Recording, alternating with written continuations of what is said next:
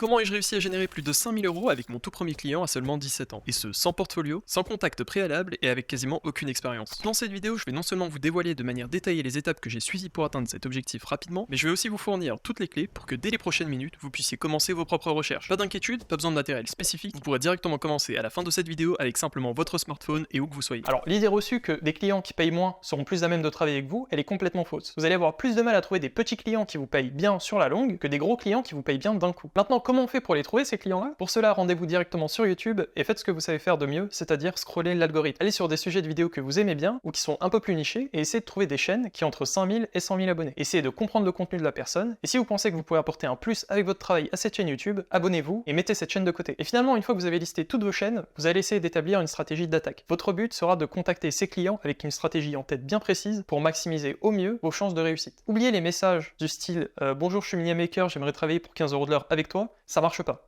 Personne ne répond à ce genre de commentaires, c'est vraiment pas terrible, on n'a pas envie de répondre, on skip, on supprime. Par contre, quelqu'un qui vient vous voir avec une stratégie bien établie, qui a un dialogue qui est très cohérent avec l'avancée que vous aviez en tête de votre chaîne, c'est beaucoup plus impactant. Donc comment impacter un maximum avec vos messages? Si vous avez contacté cette chaîne-là parce que les miniatures n'étaient pas belles, eh bien ça relève une souffrance. Ça veut dire que la personne a peut-être des miniatures pas très belles, qui attirent pas tant le clic que ça. Elle peut avoir par exemple 50 000 abonnés et faire que 4000 vues. Ce sera à vous de convaincre la personne en expliquant que vos miniatures peuvent apporter plus de clics. Vous devez également identifier si la personne vend des cours ou des formations.